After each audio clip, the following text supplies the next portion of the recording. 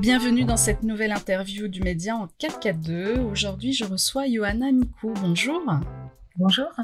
Alors, vous êtes psychologue clinicienne, spécialiste des psychotraumas. Vous avez travaillé pendant plus d'une dizaine d'années aux côtés de familles maltraitantes. Et l'équipe du Média en 442 vous a découvert pendant la crise du Covid. Merci et bienvenue. Avec plaisir, merci de votre invitation. Alors, dites-nous ce que cette période a révélé de notre emprise psychologique face à des états dominants et pourquoi une partie de la population a pu échapper à cette joute que j'appellerais joute psychologique. Je crois effectivement que le plus grand virus auquel on a été confronté et auquel on est encore confronté malheureusement aujourd'hui en septembre 2023, c'est celui de la peur. Pourquoi ? Eh bien parce que je pense que ça nous renvoie à ce que nous sommes initialement, des mammifères qui sont... Nous sommes programmés dans nos cerveaux archaïques pour faire face au stress, faire face à la peur. Et quand nous baignons dans un climat justement de stress et de peur, eh bien ça active des systèmes archaïques de protection, de réaction, comme la fuite, le combat ou le figement, la sidération quand on n'a pas d'éléments de compréhension. Donc c'est vrai que quand on redéroule l'historique avec tous ces éléments qui ont contribué à générer de la peur en plus sociale, mondiale, eh bien la plupart d'entre nous ont été happés par ces mécanismes que je viens de décrire, de réaction à un stress maximal. Ce qui a amené certaines personnes à faire des choses qu'elles n'auraient sans doute jamais faites en dehors d'une situation de stress. Se terrer chez elles, mettre des masques à des bébés, demander à des femmes enceintes d'accoucher, d'accueillir leur bébé avec un masque, de ne pas accompagner nos anciens vers le passage, calfeutrer les étudiants en leur faisant peser cette responsabilité sur les épaules. Bref, sous l'effet de la peur, et ça les études en psychologie sociale le montrent bien, sous l'effet de la peur, nous pouvons obéir à des injonctions même si elles n'ont pas de sens. Voilà, donc en préambule, c'est vraiment des éléments d'information de psychologie générale en fait. Et quand on connaît les impacts psychologiques que le stress a sur le cerveau, sur nos comportements, sur nos émotions, eh bien on comprend mieux pourquoi notre société entière a basculé dans cette réaction. Alors pensez-vous que pour justement ces états dominants, ces gouvernements, notre état psychologique n'est plus un secret pour eux et qu'ils en jouent finalement ?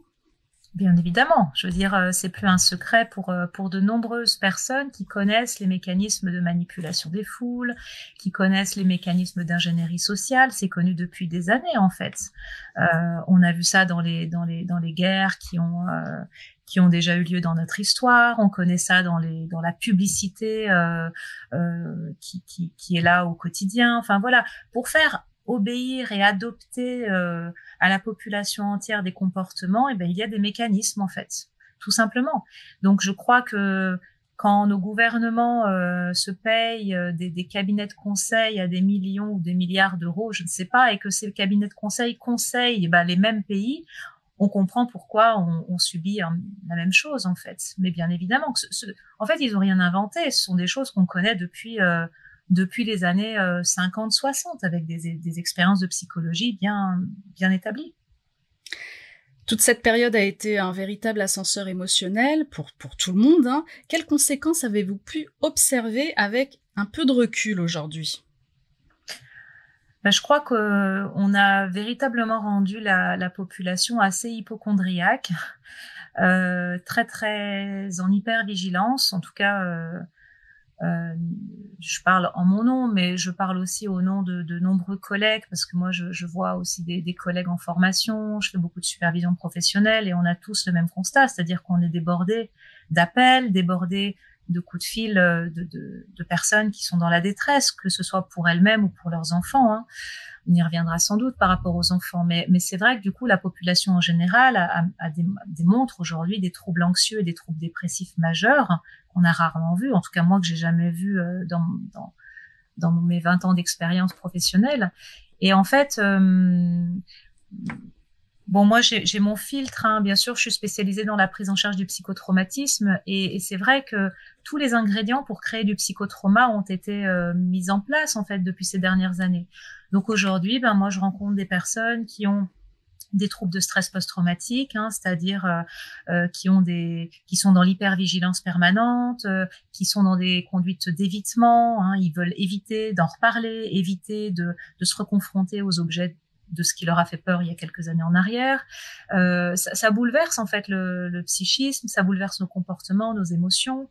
On a des enfants et des ados qui sont en grande détresse psychologique parce que c'est pas parce que j'ai envie de dire les masques, par exemple, pour reprendre cet exemple-là, ont été retirés que les impacts psychiques et psychotraumatiques s'évaporent en fait. Au contraire, souvent les impacts psychotraumatiques s'installent et se manifestent des mois, voire des années après en fait. Donc maintenant, ben, avec les collègues, on est en train d'essayer de réparer les dégâts, on est en train d'essayer d'aider les cerveaux à reprendre, à faire la mise à jour, à reprendre conscience qu'il y a de la nuance à avoir, qu'on n'est pas en danger, n'en déplaise aux médias qui veulent nous effrayer, et qu'il y a des choses beaucoup plus nuancées à adopter pour que les gens puissent de nouveau retrouver une vie plus ordinaire.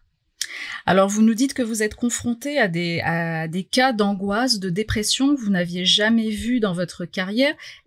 Pouvez-vous nous en dire un peu plus? Bah, des cas d'angoisse et de dépression, j'en ai déjà vu dans ma carrière, mais de manière aussi massive et en lien avec une histoire, entre guillemets, qu'on a tous vécu, en fait, un même narratif qui a provoqué autant de conséquences, effectivement, j'en avais jamais vu. Il y a un chiffre assez terrifiant que j'aime bien quand même rappeler, hein, c'est que dans notre histoire, on sait que suite à la guerre du Vietnam, chez les vétérans américains, il y a eu plus de morts par suicide que de morts à la guerre. Et malheureusement, c'est aussi un chiffre qu'on révèle aujourd'hui, hein, c'est qu'il y a eu plus de morts chez les enfants et les adolescents à la suite du Covid que de morts du Covid en lui-même, en fait. Donc finalement, ce déferlement de troubles psychologiques, ça ne sort pas d'une pochette surprise. Ça vient illustrer une situation absolument désastreuse que la population a vécue et aujourd'hui, bah, elle porte les stigmates. Donc effectivement, c'est pas moi qui le dis, hein, il suffit de regarder les chiffres officiels, hein, les chiffres aussi des urgences médico-psy, des urgences des hôpitaux, des chefs de service qui alertent sur des chiffres comme 80% de troubles anxieux en plus par rapport à la période pré-Covid, des tentatives de suicide ou des suicides chez des enfants à l'âge de latence, hein, à l'âge de 7-11 ans, qui normalement est une période dans l'enfance, dans la construction de la personnalité qui est plutôt calme en fait. Et là, on a eu un déferlement de troubles psychologiques hors du commun.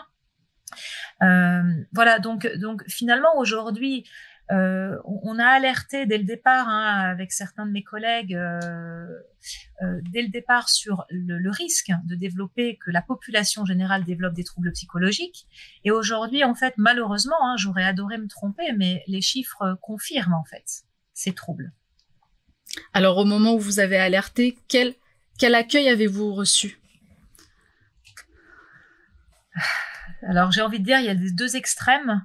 J'ai reçu donc de manière un peu plus visible des accueils plutôt négatifs, c'est-à-dire que en tant que psychologue, je n'avais pas à faire de la politique. Ça, je l'ai beaucoup entendu parce que parler et avoir un avis sur ce qui était en train de se vivre, enfin ce qui était en train d'être vécu, selon beaucoup de personnes, c'était faire de la politique.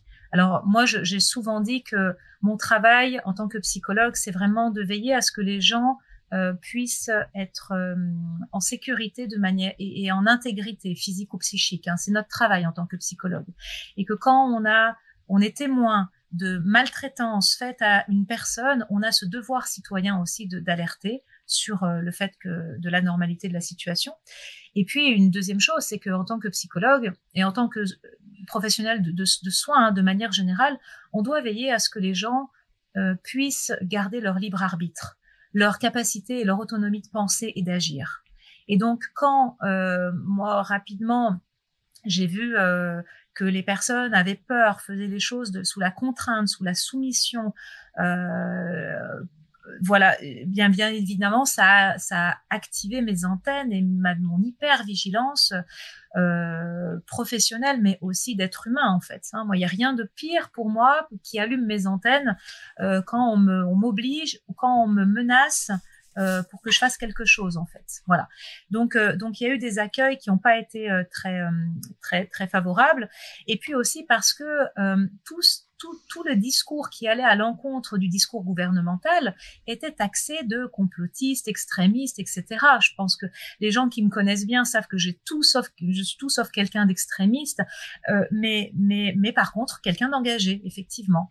Donc ça a déplu et cette peur de sortir du groupe social, cette peur d'être catalogué, cette peur de ne plus être aimé, en fait, et bien souvent font qu'on va taire ce qu'on a pour autant, pour le coup, à l'intérieur de soi profondément, pour se ranger avec la majorité des gens, en fait. Hein, l'expérience de H en psychologie le montre très bien. Donc voilà. Donc bon, c'était quand même plus fort que moi et avec d'autres collègues, on s'est réunis. J'ai eu par ailleurs des messages de soutien et de remerciements de nombreuses personnes, mais qui étaient plutôt en off, et des personnes qui disaient merci de prendre la parole, je sens bien qu'il y a des choses qui me convenaient pas, mais je savais pas comment l'expliquer, je savais pas comment en parler, j'ai peur aussi d'en parler parce que ça crée des conflits avec mes amis, avec mon conjoint, avec ma famille. Et je jette la pierre à personne. Je veux dire, je pense que chacun a fait comme il a pu avec ce qu'il est. Mais la situation a été éprouvante pour tout le monde. Et vous, comment avez-vous vécu cette période justement personnellement et professionnellement aussi? Alors, déjà personnellement, parce qu'avant d'être psychologue, je suis un être humain avec ma sensibilité, mes émotions, mon histoire. Donc moi, le premier mois, je dirais que j'ai été très engluée tout de suite dans la scène traumatique. Ce qu'on appelle la scène traumatique, c'est nous sommes en guerre, il y a un virus extrêmement mortel qui arrive et qui va décimer toute notre population et on va y rester. Voilà. Moi, j'ai plongé aussi devant les discours de notre président, devant les gestes barrières, etc. Si on regarde les premières vidéos que j'ai faites au tout début, vers mars 2020, je faisais des vidéos pour conseiller les parents des stratégies pour amener leurs enfants à bien mettre leur masque. Donc voilà, tout ça c'est public, donc on peut voir aussi à travers mes vidéos, je regardais la dernière fois pour voir un petit peu l'évolution aussi. Mais donc je conseillais de mettre des petits stickers, de faire des petites scénettes aux enfants pour qu'ils puissent être fiers de porter ce masque et qu'on allait y arriver tous ensemble, etc. J'ai envie de dire que cette période de stress aigu que j'ai moi-même vécu a duré à peu près un mois et demi. J'ai aussi un mari qui est sapeur-pompier volontaire et qui allait au front déguisé de sac poubelle. Enfin bref, j'ai assisté aussi à ce qui était demandé à nos soignants et de manière très questionnante aujourd'hui. Mais à l'époque, voilà, j'étais assez prise dans ce qu'a vécu, je pense, la majeure partie du monde. Et au bout je crois que ce qui a vraiment alerté, ce qui m'a, j'ai envie de dire, déchoqué, c'est quand on a masqué les professionnels de l'enfance.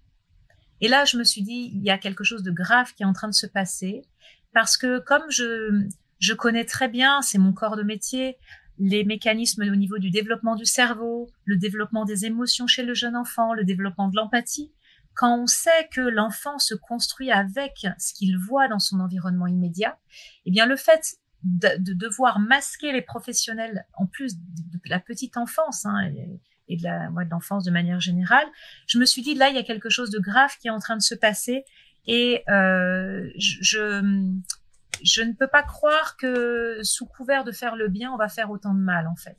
Donc, j'ai commencé à me documenter, j'ai commencé à réguler mon stress, donc à faire ce que je connais bien, que je propose toute la journée aux gens que j'accompagne, aux gens que je forme, pour vraiment réguler mon stress, pour revenir dans mon mental, en fait, pour rebrancher mon cerveau, parce que sous stress, on peut plus réfléchir avec la nuance. Et c'est ça qui m'a permis petit à petit de prendre un peu de recul, de regarder ce qui se passait, et surtout après de pouvoir décortiquer, j'ai envie de dire, de manière plus réfléchie, plus nuancée, les mécanismes qui étaient en train de se mettre en place insidieusement, de menaces de la population. Et là, je me suis dit, ça, c'est pas possible. C'est pas possible que s'il y avait quelque chose qui était aussi grave, on doive autant menacer les gens, on doit autant les stigmatiser. Il y avait quelque chose qui collait pas. Voilà. Donc je suis petit à petit sortie un petit peu de l'hypnose qui a duré à peu près 2 mois pour prendre la parole et dire ce que je connaissais et donner après des conseils, mais qui étaient un petit peu différents que les premiers que j'ai prodigués dans mes premières vidéos. Alors, on va parler des enfants et tout d'abord des bébés. Les bébés qui sont nés en 2020 et qui, la première personne qu'ils voient à la naissance, c'est un visage masqué. Ça, vous en avez beaucoup parlé dans vos vidéos. Alors aujourd'hui, ces enfants ont 3 ans. Qu'est-ce qu'on peut observer chez eux? Alors, ce qu'on peut observer, alors je vais déjà dire d'où je parle. Donc moi, je suis psychologue en cabinet, mais je supervise aussi beaucoup d'équipes de petite enfance, de crèche en fait. Alors la supervision, ça veut dire que je vais travailler avec les équipes de crèche 1 fois par mois environ, 1 fois tous les 2 mois, et les équipes me restituent les comportements difficiles qu'ils peuvent avoir avec les enfants ou avec les familles, et on essaye de faire en sorte que ça se passe le mieux possible pour tout le monde. Et j'apporte mon éclairage au niveau psychologique et au niveau du développement de l'enfant. Donc, je parle avec cette connaissance du terrain parce que j'ai continué à superviser les équipes depuis des années. Et je me souviens vraiment d'une séance de supervision avec une équipe. Ça devait être en 2020, vers juin 2020. Et donc, en reprenant le travail en présentiel, on se retrouve après ce premier confinement et je demande tout de suite à l'équipe comment vont les bébés. Comment vont les tout petits, en fait? Parce que vous êtes masqués, etc. C'est pas normal pour eux, en fait. Il y a quelque chose qui est pas adapté. Et donc, je me souviens vraiment de cette remarque de ces collègues professionnels de la petite enfance qui m'ont dit « C'est incroyable, les bébés sont d'un calme, on n'a jamais vu ça. » Et avec cette... j'ai envie de dire cette naïveté, mais qui est tout à fait normale quand on ne connaît pas précisément les mécanismes au niveau de la construction du système nerveux, c'est qu'elle voyait de bon augure ce calme, en fait. C'est comme si les bébés s'étaient mis sur pause. Et c'est ce qui m'a amenée à travailler avec elle et à leur apprendre des choses sur la construction. Et le fait qu'un bébé soit aussi calme et ne bouge pas, c'est pas bon signe du tout. Hein. Les gens qui travaillent en protection de l'enfance le savent très bien. Les bébés qui se déconnectent, qui ne pleurent pas, qui ne rient pas, qui sont calmes, qui dorment beaucoup. Bien sûr, je veux pas effrayer tous les parents qui ont des bébés calmes. Hein. Il y a des tempéraments de bébés qui sont plus calmes que d'autres. Mais là, les bébés qui ne réagissaient plus, pour moi, c'était pas bon signe du tout, en fait.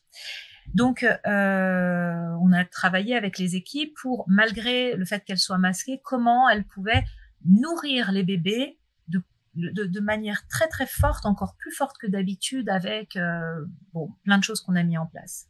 Et aujourd'hui, donc 3 ans et demi après, eh bien le constat est que ces bébés d'il y a 3 ans sont des enfants qui vont rentrer à l'école là sur cette rentrée. Et le constat assez, moi, qui me touche beaucoup, et du coup l'équipe en question, ou les équipes en tout cas, ont ce même constat, c'est que c'est des enfants aujourd'hui qui ont 3 ans environ, qui sont extrêmement agités, qui ne tiennent pas en place, qui n'écoutent pas les adultes. Et elles me disent parce que c'est en plus des équipes qui ont de la bouteille et qui me disent, mais c'est fou, comme des enfants de cet âge-là, on doit hurler pour qu'ils nous écoutent. On doit leur faire peur pour qu'ils s'arrêtent et qu'ils nous écoutent. Et en fait, je leur dis, mais c'est tout à fait logique et cohérent avec tout le reste. C'est que les enfants, pendant 3 ans, enfin, pas en continu, mais ils ont eu des moments de leur développement où ils ont été privés de plus de 50% du visage humain qui leur permet habituellement de décrypter, de comprendre le non-verbal, les intonations. Eh bien, aujourd'hui, ces enfants-là, qui rentrent à l'école, sont des enfants agités, sont des enfants qui n'entendent pas qui parle. Donc, du coup, ils sont dans leur jeu ou dans leur excitation, ils n'arrivent pas à se poser. Ils n'arrivent pas à être dans leur corps, dans leurs pieds, dans leur stature, en fait. Et les équipes sont inquiètes pour le démarrage à l'école. Et moi, je suis soucieuse pour les enseignants qui accueillent ces enfants, qui ne sont pas des enfants turbulents, qui ne sont pas des enfants qui ont besoin de cadre, surtout pas. Ce sont des enfants, par contre, qui ont terriblement besoin d'être rassurés, d'être sécurisés, d'être nourris de ce dont on leur a privé pendant longtemps, et qui sont des nourritures essentielles pour la construction du cerveau. Alors là, c'est ce qui se passait en crèche, mais au sein de la de la famille, il y a eu beaucoup de parents qui se sont éloignés de leurs enfants aussi. Et ça, on n'en a pas forcément beaucoup entendu parler. Et vous me dites si je me trompe ou pas. Et certains parents allaient jusqu'à ne plus faire de câlins à leurs enfants, ne plus avoir de contact physique, en fait, avec leurs enfants. Alors, du plus jeune âge, voilà. Qu'est-ce qu'on peut en dire ? On peut en dire que c'est pareil. Quand on sait qu'un être humain, c'est un être de lien, avant tout, il a besoin d'être nourri au niveau du lien, au niveau du contact. C'est pas par hasard que dans l'histoire, on sait que René Spitz a développé le concept d'hospitalisme. C'était à l'époque quand il y avait les guerres et dans les orphelinats en Roumanie notamment, les enfants, les bébés qui étaient pas touchés, qui n'étaient pas pris dans les bras, qui n'étaient pas regardés, ce sont des bébés qui se laissaient mourir. Alors voilà, je fais des liens, des parallèles avec ces mécanismes-là, mais en tant qu'être humain, on est des êtres de lien et on a absolument, fondamentalement besoin d'être en contact, d'être touché, d'être embrassé, d'être tenu, d'être réconforté. Et effectivement, il y a eu des familles, des parents, et encore une fois, je ne jette la pierre à personne, si ce n'est à ceux qui ont maintenu les gens dans la peur. Là, il y a une énorme responsabilité. Mais les parents ont fait comme ils ont pu aussi avec leur propre histoire, parce que on vient aussi avec des bagages au niveau de nos histoires individuelles, mais des parents qui ont eu tellement peur qu'ils ont fait ce qu'on leur a dit de faire. Je me souviens avoir lu à l'époque sur un média d'enfance, un média soi-disant spécialiste du développement de l'enfant, qui mettait une question d'un parent qui disait on parle beaucoup qu'il faut mettre le masque et qu'il faut pas embrasser les enfants, mais mon cœur de maman pleure à l'intérieur. Enfin, c'était des mots touchants. Cette maman disait mon cœur de maman pleure parce que j'ai l'impression que on me prive de quelque chose dont j'ai besoin et dont mon enfant a besoin. Pouvez-vous me confirmer que c'est vraiment important de garder cette distance, etc. Et la médecin pédiatre qui a répondu a confirmé que c'était quelque chose d'extrêmement important, c'était comme ça qu'on allait s'en sortir et qu'il n'y avait pas de conséquences physiologiques et psychologiques de cette distance parce que les enfants s'habituent bien. Bref, quand on lit ça et qu'on est professionnel de la santé et qui plus est de l'enfance, pour moi, c'est de la mauvaise foi intellectuelle. Je sais pas comment l'appeler autrement. Donc, en fait, les parents ont suivi des conseils et je peux pas leur jeter la pierre encore une fois, de maintenir pour certains des distances avec leurs enfants, de ne plus les embrasser, de ne plus, moi, j'ai même une situation personnelle dans ma famille où un enfant comme il avait contracté le Covid, était en isolement dans sa chambre et puis on lui laissait le plateau repas pendant une semaine, 10 jours devant la chambre, en fait. C'était à l'époque du confinement, il faisait l'école. Donc, en fait, c'est privé de nourriture émotionnelle, de nourriture sensorielle et humaine qui est délétère. Alors, qui est délétère si elle dure dans le temps, en fait. Mais on peut pas se dire que c'est rien. On peut pas se dire que ça n'a pas de conséquences, en fait. Voilà. Je l'ai dit au début, vous avez travaillé aux côtés de familles maltraitantes pendant plusieurs années et vous faites le lien entre les mécanismes et les agissements de ces familles et nos gouvernements. Alors en quoi les actions des uns et des autres sont similaires ? Expliquez-nous. Alors j'ai travaillé effectivement en protection de l'enfance pendant une 12aine d'années, donc je connais bien les mécanismes de maltraitance et bien évidemment, on sait que les familles qui maltraitent leurs enfants sont souvent des familles qui ont elles-mêmes été maltraitées dans leur enfance. Donc en fait, l'histoire se répète malheureusement. En fait, comme on le disait tout à l'heure, ce qui moi beaucoup m'a mis la puce à l'oreille, c'était ce que je disais un peu, c'est la question de l'isolement. Quand on veut manipuler quelqu'un, quand on veut le maltraiter, eh bien déjà, on va le couper de ses liens qu'il a avec les personnes extérieures. Donc, l'isolement des gens est un élément quand même extrêmement grave. Le fait de mettre de la confusion dans l'esprit des gens, c'est un mécanisme de manipulation. On va rendre confuse la personne. C'est-à-dire qu'on va avoir des injonctions paradoxales. On va lui dire un jour blanc, le lendemain noir. Oui, mais c'est les études qui l'ont dit. Ah, puis il faut peut-être faire gris. Et on sait que la première année du Covid, il y a eu, je crois, les Mamans Louves, l'association des Mamans Louves a dénombré à peu près une 40aine de protocoles scolaires, sanitaires à l'école, différents pendant 1 an. Donc en fait, La règle change tout le temps. Ça, c'est des mécanismes de manipulation. Donc, on change les règles, on rend le cerveau confus. Comme on a isolé la personne, elle peut pas se référer et en parler à des amis. Et puis, de toute façon, on lui dit que si elle en parle, elle va être prise pour une folle. Donc, autant qu'elle en parle pas. On va menacer. Les familles maltraitantes, les gens qui maltraitent, manipulent, on menace. Attention, si tu fais ça, il va t'arriver ça. Ou si tu embrasses ton grand-père, peut-être qu'il va mourir. On a vu des spots de pub où l'enfant, il soufflait, il embrassait sa grand-mère pour son anniversaire et il y a un switch et on voit la grand-mère en réanimation. Donc on menace, en fait, on fait peur, on rend confus les gens, on les isole, on les monte les uns contre les autres aussi. C'est ce qui se passe dans la manipulation. Il y a les pour, il y a les contre, il y a les gentils, il y a les méchants, quelque chose de très manichéen. Et donc tous ces mécanismes-là, c'est des mécanismes en lien avec la manipulation en fait. Et ensuite, quand on génère ça chez quelqu'un, eh bien de manière naturelle, on a des mécanismes au niveau de notre cerveau qui vont se mettre en place tout seul. On n'a pas, c'est pas conscient, on le veut pas, ça se met automatiquement en place. Et c'est ce qu'on appelle la dissociation traumatique. Et en fait, quand je suis dissociée, quand j'ai vécu tout ce que je viens de décrire, eh bien, la dissociation, ça veut dire que mon cerveau, c'est comme s'il bug et je deviens un peu comme un robot. Je fais les choses mécaniquement. J'arrive plus à réfléchir. J'arrive plus à nuancer. J'arrive plus à adapter mes comportements en fonction des situations. J'obéis, en fait. La soumission acquise, c'est exactement ça. C'est-à-dire que je suis tellement plus moi-même, véritablement, que je vais effectivement obéir et être docile. Donc en fait, voilà, c'est vrai que ces mécanismes que je connaissais par ailleurs dans un contexte particulier, quand j'ai vu que c'était les mêmes mécanismes qui étaient utilisés par nos gouvernants, je me suis dit mais qu'est-ce qu'ils font ? Comme je disais tout à l'heure, on n'a pas besoin de menacer, isoler, monter les gens contre les autres pour faire adopter un geste qui serait censé nous protéger. Si ça avait été le cas, tout le monde l'aurait fait sans sourciller. Pensez-vous justement que nous sommes entrés dans une phase de guerre psychologique ? Oui, complètement.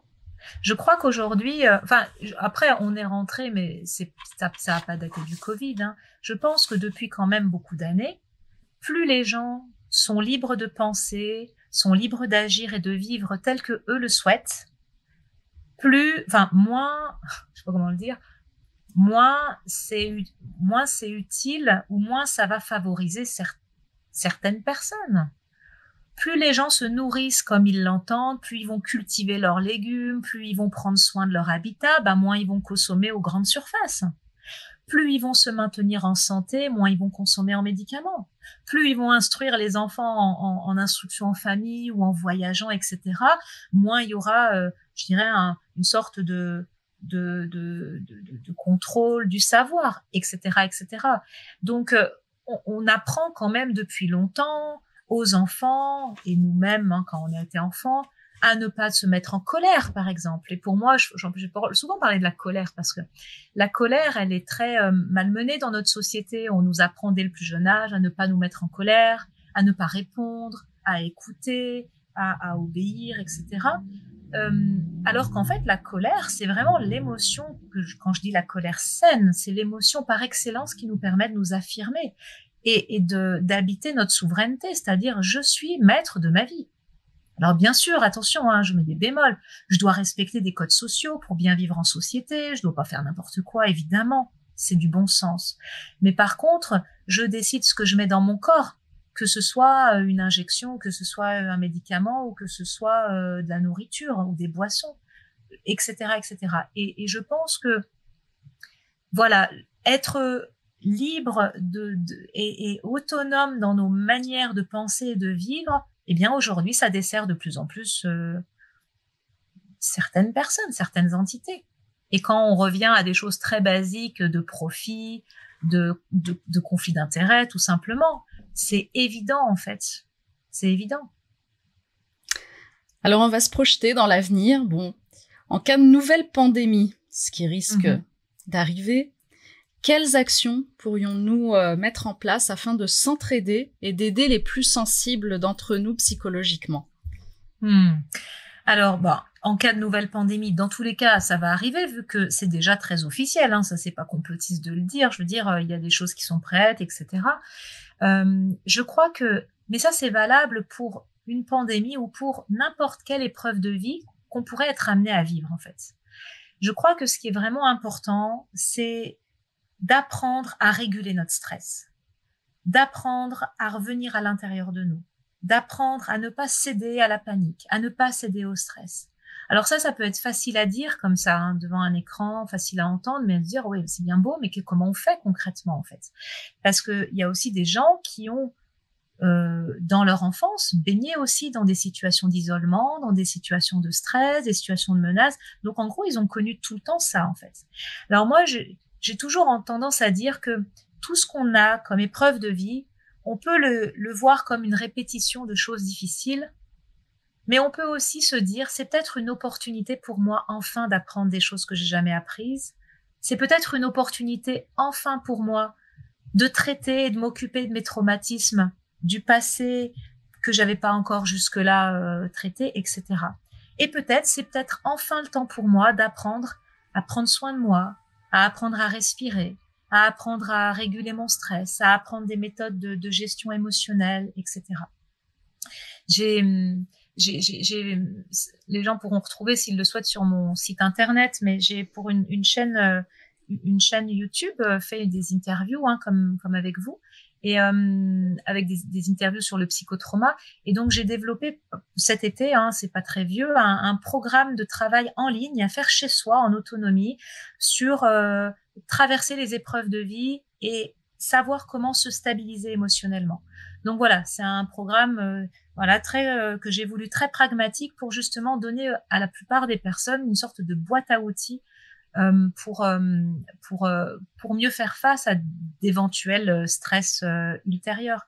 Mais je crois vraiment que tout ce qui va permettre aux gens de calmer leur stress leur permettra de garder le cerveau branché et de ne pas basculer dans ces états, comme je disais tout à l'heure, de dissociation où on est très robotique, mécanique et on n'arrive plus à faire de la nuance. Pour terminer, Johanna Mikou, avez-vous une astuce à utiliser au quotidien pour être serein? Quelque chose de rapide qu'on peut mettre en place chaque matin ou chaque soir, je ne sais pas. Est-ce que vous avez une petite astuce? Déjà, je crois que, moi, ce que j'aime conseiller, c'est exactement de faire l'inverse de ce qu'on a souvent toujours appris. C'est-à-dire de passer peut-être 5 minutes, je dis pas de passer 1 heure, mais 5 minutes déjà à prendre 5 minutes pour soi avant de démarrer notre journée. Je dis que c'est souvent le contraire qu'on nous a appris parce que souvent on nous a appris que d'abord on fait dans nos journées tout ce qu'il faut faire, s'occuper des enfants, lancer la machine, aller au travail, faire les courses, nanana. Et après, à la fin de la journée, si jamais il nous reste du temps, hein, ce qui n'est pas toujours le cas, on peut aller faire notre sport ou on peut aller faire notre musique ou notre méditation ou je sais pas quoi. Moi, je pense que c'est l'inverse qu'il faut faire. C'est de s'autoriser, alors ça peut être de se lever 5 minutes plus tôt ou 10 minutes plus tôt, ou de prendre ces 10 minutes-là, mais peut-être 10 minutes, un quart d'heure après à voir, hein, en fonction, mais de commencer nos journées par un petit moment pour soi. Ça peut être juste d'écouter de la musique. Ça peut être juste d'aller faire le tour du pâté de maison et de prendre un peu d'air. Ça peut être de méditer. Ça peut être de faire un petit exercice de respiration. Ça peut être juste de prendre le temps en pleine conscience de boire son thé. Juste un moment pour soi, pour envoyer aussi l'info que je suis la personne la plus importante de ma vie. Et c'est parce que je prends ces 5 minutes ou 10 minutes pour moi au début de ma journée que c'est comme si je mets mon carburant et ensuite je serai beaucoup plus efficace pour aider les autres, pour m'occuper de mes enfants, etc. Donc voilà, mon petit conseil, ce serait de mettre cette petite routine et c'est comme un engagement pour soi-même, envers soi-même, pour prendre soin de soi avant de prendre soin des autres. Hein. Faire un peu ce qu'on fait dans les avions, hein, quand on nous dit, hein, quand les masques à oxygène tomberont, d'abord vous le mettez sur vous et après vous pouvez aller aider les autres en fait. Ben, c'est exactement ce qu'on devrait faire au quotidien et apprendre à nos enfants à faire ça, cette petite routine du matin pour être dans leur corps et être prêt à vivre la journée, tout simplement. Eh bien, ce sera le message de cette nouvelle rentrée, alors 2023, prendre soin de soi, c'est le plus important. Merci beaucoup, Johanna Mikou. Merci d'avoir été notre invitée. Merci à vous.